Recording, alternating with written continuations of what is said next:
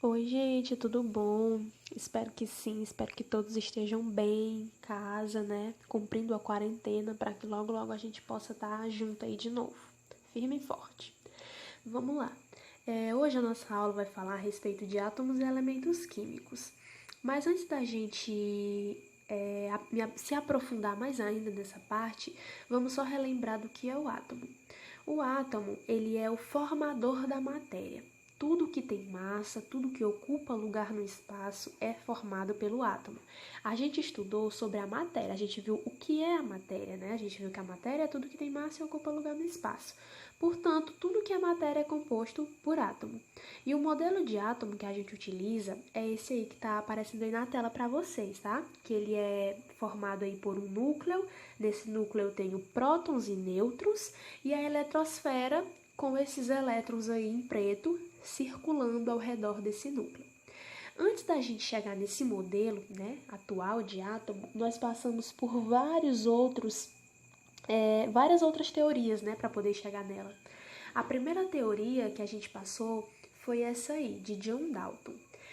Essa foi a primeira teoria sobre o átomo, né? O que John Dalton fez? John Dalton ele postulou algumas teorias a respeito do átomo. Quais foram essas teorias?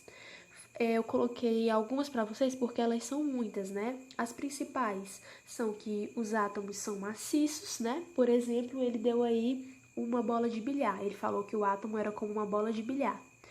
E que o átomo é indivisível e que o átomo também é indestrutível, né? Como exemplo, ele deu a bola de bilhar. Ele falou que o átomo seria basicamente assim, parecido, bem próximo aí a essa bola de bilhar. O átomo seria dessa forma.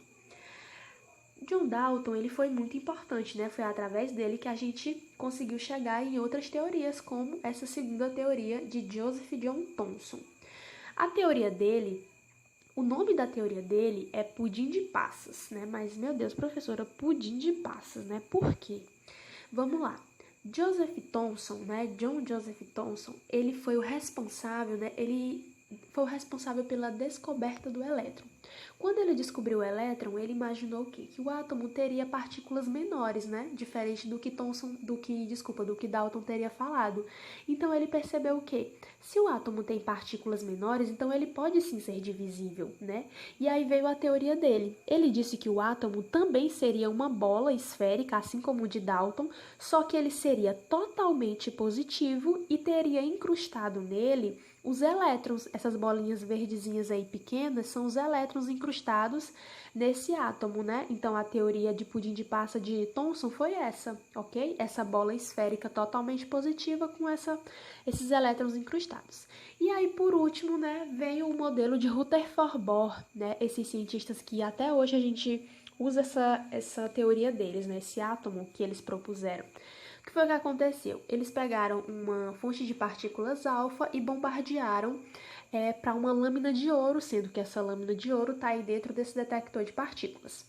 E aí o que foi percebido nesse experimento? Algumas dessas partículas passavam direto nessa lâmina, algumas sofriam um pouco de desvio e outras batiam de volta no detector de partículas. E aí o que foi observado?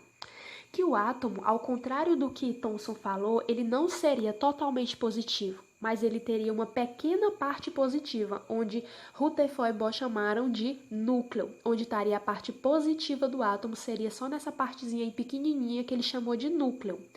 E ao redor desse núcleo estaria uma parte muito grande, e essa parte muito grande era vazia, era mais vazia do que preenchida, que é a eletrosfera, onde eu tenho os elétrons aí circulando, né? Ele chamou de eletrosfera.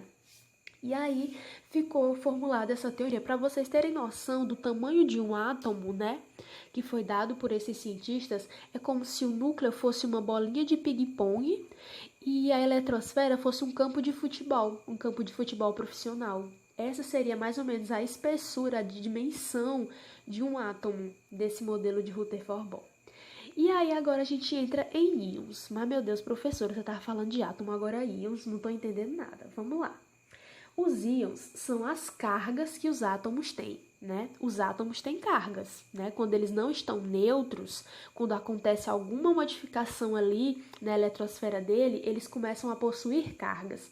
Essas cargas a gente chama de cátions e ânions, né? Que são os íons. Nós temos dois tipos de íons, os positivos e os negativos. Os positivos são os cátions, os negativos são os ânions, ok? Então, toda vez que a gente ouvir falar em íons, a gente vai lembrar que tem esses dois tipos de íons aí.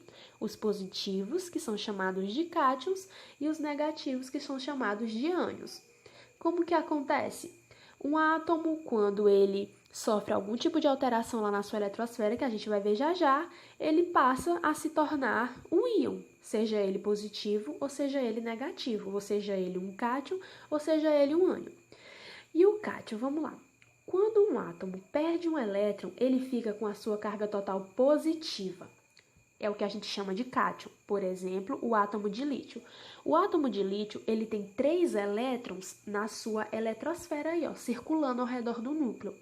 Quando ele perde um desses elétrons, seja por uma ligação química, né, que a gente vai ver bem mais lá pra frente, como que acontece, ele passa a se tornar positivo. Tá aí, ó, do outro lado aí vocês conseguem ver o lítio com um sinalzinho de positivo na frente, quer dizer que ele perdeu um elétron, ok? Se ele tivesse perdido 2 elétrons, seria 2 mais. Se fosse os 3 elétrons, 3 mais, e assim por diante.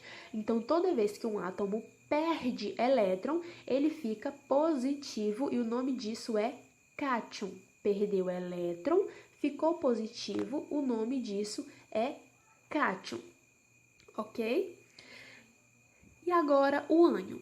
Quando um átomo ganha elétron, ele fica com a sua carga total negativa. Por exemplo, o átomo de flúor. O átomo de flúor, ele tem 9 elétrons aí na sua eletrosfera.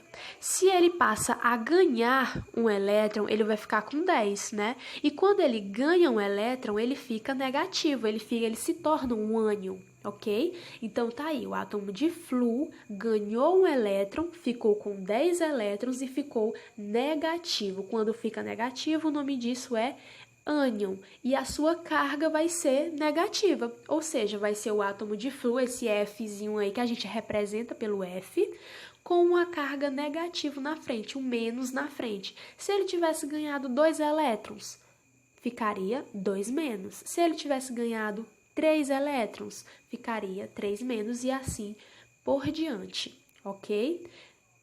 Espero que todos tenham compreendido, tá certo? A respeito de cátion, ânions, o átomo, tudo aí certinho, ok? Muito obrigada. Espero que vocês tenham assistido esse vídeo até o final, ok? Fiquem com Deus, se cuidem, tá certo? E pra logo logo a gente tá aí de novo, reunido.